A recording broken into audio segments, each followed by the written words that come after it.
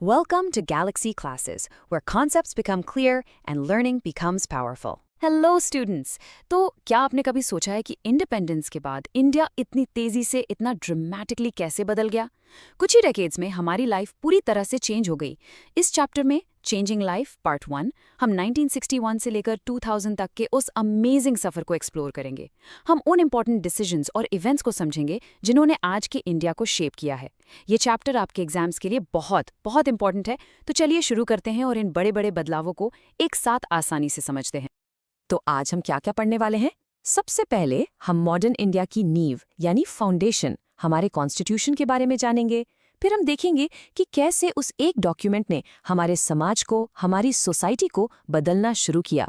हम गवर्नमेंट के social welfare और पब्लिक हेल्थ इनिशिएटिव्स को इन्वेस्टिगेट करेंगे। फिर हम शहर और गांव यानी सिटीज और विलेजेस के बीच के कनेक्शन को समझेंगे। और आखिर में हम इकोनॉमी और एजुकेशन में हुई जबरदस्त प्रोग्रेस को ट्रैक करेंगे। लेसन के एंड तक आपको इस पूरे दौर की एक कंप्लीट पिक्चर मिल जाएगी। चलिए शुरू करते हैं हमारे पहले सेक्शन से, ए foundation for change, the constitution. बच्चों, इमेजिन करिए कि आपको एक नया मॉडर्न देश बनाना है। सबसे जरूरी डॉक्यूमेंट क्या होगा? एक रूल बुक है ना? आज़ादी के बाद इंडिया के लिए वो रूल बुक था हमारा कॉन्स्टिट्यूशन। और इस मुश्किल काम को, इंडिया की पुरानी सोच को बदलने के पीछे जो चीफ आर्किटेक्ट थे वो थे महान डॉक्टर बाबा साहेब अम्बेडकर। यहाँ टेक्स्ट बुक एक बहुत पावरफुल फ्रेज यूज करती है, doctor Baba Saheb Ambedkar brought about a sea change. अच्छा, सी चेंज का मतलब कोई छोटा मोटा बदलाव नहीं है। इसका मतलब है समुद्र जितना बड़ा बदलाव, अ कंप्लीट ट्रांसफॉर्मेशन। सोच लीजिए जैसे किसी रेगिस्तान को समुद्र बना देना। और इतना बड़ा बदलाव लाने के लिए उनका टूल क्या था? वो था इंडियन कॉन्स्टिट्यूशन। उन्होंने इस पावरफुल डॉक्यूमेंट का इस्तेमाल हमारी सदियों पुरानी ट्रेडिशनल माइंडसेट को चैलेंज करने और बदलने के लिए किया। कॉन्स्टिट्यूशन ने हमें जो सबसे पावरफुल आइडिया दिया वो था कॉन्स्टिट्यूशनल इक्वालिटी। सिंपल वर्ड्स हैं, लेकिन कॉन्सेप्ट एकदम रेवोल्यूशनरी था। इसका मतलब है कि कानून के सामने हर इंडियन बराबर है, कोई डिस्क्रिमिनेशन नहीं, यानी कोई भेदभाव नहीं। आपका धर्म क्या है, आपकी जाति क्या है, आप लड़का हो या लड़की, आप कहाँ पैदा हुए हो, इन सब बातों से कानून को कोई फर्क नहीं पड़ता। कानून की नज़र में सब एक समान हैं। ये एक आइडिया पुराने सोशल स्ट्रक्चर की नींव पर सीधा प्रहार। इक्वालिटी के साथ साथ कॉन्स्टिट्यूशन ने हमें कुछ जबरदस्त सुपर पावर्स दिए हैं, जिन्हें हम फंडामेंटल राइट्स कहते हैं। चलिए जल्दी से इनको देखते हैं। Freedom of speech and expression का मतलब है कि आपको अपनी बात कहने का पूरा हक है। फ्रीडम टू असेंबल पीसफुली, यानी आप अपने दोस्तों के साथ शांति से इकट्ठा हो सकते हैं। आप अपने ग्रुप्स या एसोसिएशंस बना सकते हैं। आपको इंडिया में कहीं भी रहने और काम करने की आज़ादी है। आप कोई भी प्रोफेशन, कोई भी काम चुन सकते हैं, जरूरी नहीं कि वही करें जो आपके परिवार ने किया। और आखिर में आपको अपनी भाषा और कल्चर को बचाने और आगे बढ़ाने का पूरा अधिकार है। यही राइट्स हर इंडियन सिटीजन को सच में आज़ाद और पावरफुल बनाते हैं। तो इन सारे राइट्स का मिलाकर क्या असर हुआ? ये पुराने सिस्टम के लिए एक भूकंप, एक अर्थक्वेक जैसा था। इन प्रोविजंस ने कास्ट सिस्टम की जड़ें हिला दी और उन्होंने फैमिली वोकेशंस के आइडिया को ऑब्सोलीट बना दिया। ऑब्सोलीट का मतलब है आउटडेटेड, यानी ऐसी चीज जिसका आपको यूज नहीं है, जो प्रचलन में नहीं है। सोचिए, अगर आपको कोई भी प्रोफेशन चुनने की आज़ादी है तो आप अपने पुरखों के काम से बंधे नहीं हैं। इस एक राइट ने पीढ़ियों से चली आ रही जंजीरों को तोड़ दी। तो अब जब कॉन्स्टिट्यूशन ने बदलाव के इतने पावरफुल बीज बो दिए थे, तो वो हमारे समाज में उगे कैसे? डेली लाइफ में क्या फर्क आने लगा? यही हम अपने अगले सेक्शन में पढ़ेंगे, द इवॉल्विंग सोशल फैब्रिक, जिसमें हम इंडिया के सामाजिक ताने बाने पर इसके रियल वर्ल्ड इम्पैक्ट को एक्सप्लोर करेंगे। इस बदलाव का एक परफेक्ट एग्जाम्पल हमें रेलवेज में देखने को मिलता है। ब्रिटिश टाइम में ट्रेनें समाज के बंटवारे का आईना थी, जिसमें 4 अलग अलग क्लास होते थे। थर्ड क्लास में तो बस नाम की फैसिलिटीज थी, जो ऊंच नीच को और बढ़ाती थी। लेकिन फिर एक बहुत बड़ा चेंज आया। 1978 में रेलवे मिनिस्टर मधु दंडावते ने थर्ड क्लास को पूरी तरह खत्म कर दिया। बच्चों, ये नाम और साल याद रखना, मधु दंडावते 1978, ये एग्जाम में अक्सर पूछा जाता है। इसके बाद सिंघागढ़ एक्सप्रेस और गीतांजलि एक्सप्रेस जैसी क्लासलेस ट्रेनें शुरू हुईं, जो एक इक्वल सोसाइटी की तरफ बढ़ते कदम का सिंबल। एक और बहुत बड़ा बदलाव हमारे घरों के अंदर हुआ, फैमिली स्ट्रक्चर में। सदियों तक इंडिया को कंट्री ऑफ जॉइंट फैमिलीज या संयुक्त परिवार के नाम से जाना जाता था, जहां कई पीढ़ियां एक ही छत के नीचे रहती थीं। लेकिन फिर ग्लोबलाइजेशन यानी वैश्वीकरण की लहर आई। इसने न्यूक्लियर फैमिलीज के सिस्टम को एक इम्पेटस दिया, एक पुश यानी बढ़ावा दिया। न्यूक्लियर फैमिली या एकल परिवार में सिर्फ पेरेंट्स और उनके बच्चे होते हैं। जैसे जैसे लोग नई नौकरियों के लिए दूसरे शहरों में जाने लगे, जॉइंट फैमिली सिस्टम अपने आप छोटे छोटे यूनिट्स में टूटने लगा। अब हम आते हैं एक बहुत ही विजनरी आइडिया पर, the mission of social welfare. आज़ादी के बाद इंडिया सिर्फ एक देश नहीं बल्कि एक वेलफेयर स्टेट बनना चाहता था। एक वेलफेयर स्टेट यानी कल्याणकारी राज्य वो देश होता है जो अपने सभी सिटीजन्स की भलाई की जिम्मेदारी लेता है। और एक फैक्ट जिस पर हम सबको गर्व होना चाहिए, इंडिया दुनिया का पहला देश था जिसने इस ऑब्जेक्टिव को अपने कॉन्स्टिट्यूशन में शामिल किया। चलिए इस सफर को इस टाइमलाइन पर देखते हैं। आज़ादी के दौरान और बाद कॉन्स्टिट्यूशन ने इसकी नींव रखी। फिर 14 जून 1964 को गवर्नमेंट ने एक ठोस कदम उठाया और मिनिस्ट्री ऑफ सोशल वेलफेयर बनाई। प्लीज ये डेट नोट कर लीजिए, 14 जून 1964। उसके बाद आया 1971 का सेंसस यानी जनगणना, जो एक आई ओपनर था। इससे पता चला कि इंडिया की 22% आबादी शेड्यूल्ड कास्ट्स और ट्राइब्स से है। इस जरूरी डेटा के बाद गवर्नमेंट ने उनके उत्थान के लिए और भी फोकस्ड कानून बना। तो इन सोशल वेलफेयर प्रोग्राम्स के गोल्स क्या थे? मकसद था एक ऐसा समाज बनाना जहां सबको मौका मिले, हर सिटीजन को फुल टाइम एम्प्लॉयमेंट, अच्छी हेल्थ केयर और एजुकेशन एंड डेवलपमेंट का रास्ता मिले। औरतों, बच्चों, डिफरेंटली एबल्ड लोगों, शेड्यूल्ड कास्ट और ट्राइब्स और दूसरे माइनॉरिटी ग्रुप्स पर स्पेशल फोकस दिया गया। अल्टीमेट मिशन था समाज में जो गहरी असमानता यानी इनइक्वालिटी थी उसे खत्म करना और एक बेहतर इंडिया बनाना। चलिए अब उस टॉपिक की तरफ चलते हैं जो हर फैमिली की लाइफ को टच करता है, इंडियाज पब्लिक हेल्थ रेवोल्यूशन।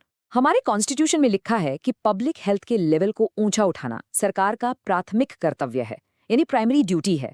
और इस फील्ड में आज़ादी के बाद इंडिया ने जो प्रोग्रेस की वो किसी चमत्कार से कम नहीं थी। अपनी स्क्रीन पर ये नंबर देखिए, 6 आउट ऑफ 10। ये क्या हो सकता है? ये एक बहुत ही शॉकिंग और दुख भरा आंकड़ा है। 1978 से पहले इंडिया में पैदा होने वाले हर 10 बच्चों में से 6 को उनकी लाइफ के पहले साल में ही जानलेवा हेल्थ प्रॉब्लम्स का सामना करना पड़ता था। 10 में से 6। इसी गंभीर संकट की वजह से सरकार को पूरे देश में बड़े बड़े इम्यूनाइजेशन प्रोग्राम शुरू करने पड़े। और इनमें से सबसे फेमस और सक्सेसफुल प्रोग्राम था पल्स पोलियो इम्यूनाइजेशन प्रोग्राम, जो 1995 में लॉन्च हुआ। ये कैंपेन एक गेम चेंजर था और इसने पोलियो को सफलता से कंट्रोल किया। ये साल याद रखिएगा, 1995 एग्जाम्स के लिए बहुत इंपॉर्टेंट है। लेकिन इस प्रोग्राम ने सिर्फ पोलियो से नहीं लड़ा, इसने मीजल्स, टेटनस, टीबी, डिप्थेरिया और हुपिंग कफ जैसी दूसरी खतरनाक बीमारियों के खिलाफ भी एक सुरक्षा कवच बनाया। ये इंडिया के बच्चों को बचाने के लिए एक बहुत बड़ा कदम था। ये टाइमलाइन इंडिया में मेडिकल जीनियस के कुछ कमाल के पल दिखाती है। चलिए इन हीरोज को सेलिब्रेट करते हैं। 1962 में वेल्लोर के क्रिश्चियन मेडिकल कॉलेज में डॉक्टर एन गोपीनाथ ने इंडिया की पहली सक्सेसफुल ओपन हार्ट सर्जरी की, एक बहुत बड़ी कामयाबी।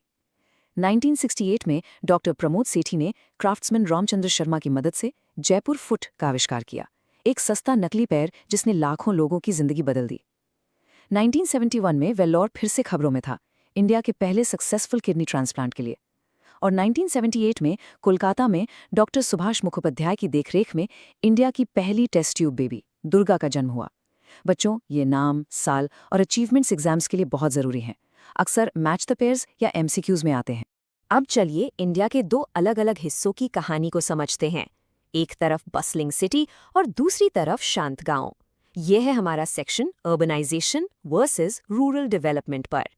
अर्बनाइजेशन यानी शहरीकरण वो प्रोसेस है जिसमें लोग गांव से शहरों की तरफ आते हैं और शहर बड़े होते जाते हैं।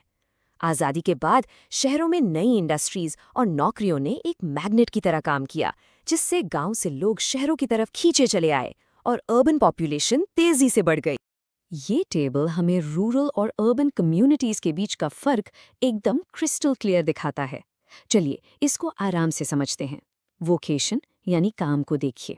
गांव में ये मेनली खेती बाड़ी है, शहरों में ये नॉन एग्रीकल्चरल जॉब्स है, जैसे फैक्ट्रीज और ऑफिसेज में। सोसाइटी की बात करें तो गांव छोटे और होमोजीनियस होते हैं, मतलब वहाँ लोग लगभग एक जैसे कल्चर और बैकग्राउंड के होते हैं। वहीं दूसरी तरफ शहर बड़े और हेट्रोजीनियस होते हैं, अलग अलग कल्चर का एक मेल्टिंग पॉट। और आखिर में फैमिली स्ट्रक्चर। गांव में जॉइंट फैमिली को प्रायोरिटी दी जाती थी, जबकि शहरों में न्यूक्लियर फैमिली का चलन बढ़ा, जहां इंडिविजुअल पर ज्यादा फोकस था। लेकिन शहरों की इस तेजी से होती ग्रोथ का मतलब ये नहीं था कि गांव को भुला दिया गया। रूरल इंडिया को डेवलप करना उतना ही जरूरी था, लेकिन उसके अपने अलग चैलेंजेस थे। आप इन्हें विकास के रास्ते में बड़े बड़े पत्थर समझ सकते हैं। पहला पत्थर था इकोनॉमिक, गांव में पैसा और नौकरियां कैसे लाएं। दूसरा था इंफ्रास्ट्रक्चर, साफ पानी, टॉयलेट और सड़क जैसी जरूरी सुविधाएं कैसे दें। तीसरा था अच्छी एजुकेशन और हेल्थ फैसिलिटीज की कमी।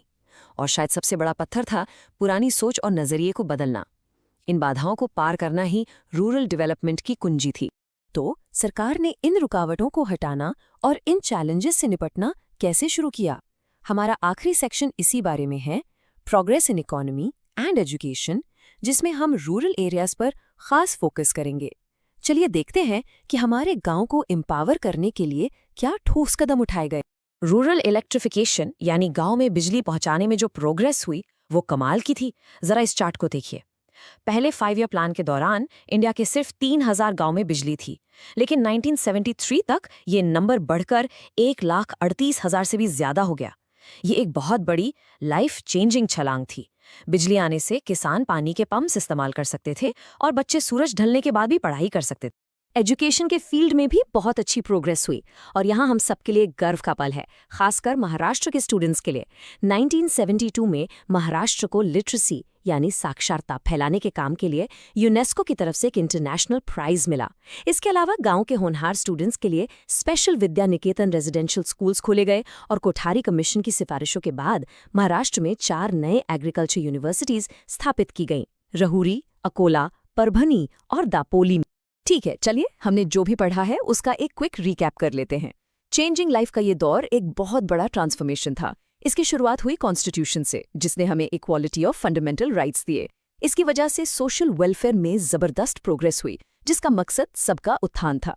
हमने पब्लिक हेल्थ में एक रेवोल्यूशन देखा, जिसमें मेडिकल माइलस्टोन्स और लाइफ सेविंग इम्यूनाइजेशन प्रोग्राम्स थे। और आखिर में हमने रूरल डेवलपमेंट में बड़े कदम देखे, जिससे इकोनॉमी और एजुकेशन में प्रोग्रेस के जरिए शहर और गांव का फासला कम हुआ। आप चाहें तो इस स्लाइड का एक स्क्रीनशॉट ले सकते हैं ताकि रिवीजन में आसानी हो। तो बच्चों, हमने देखा कि आजादी के बाद इंडिया ने बदलाव का कितना शानदार सफर तय किया। अब मेरे पास आपके लिए एक सवाल है। जैसे जैसे इंडिया आगे बदल रहा है, आपको क्या लगता है आने वाले 20 सालों में हमारी सोसाइटी के सामने सबसे बड़ा चैलेंज क्या होगा? इस पर जरूर सोचना। This lesson was brought to you by Galaxy Classes, created only for study and concept clarity.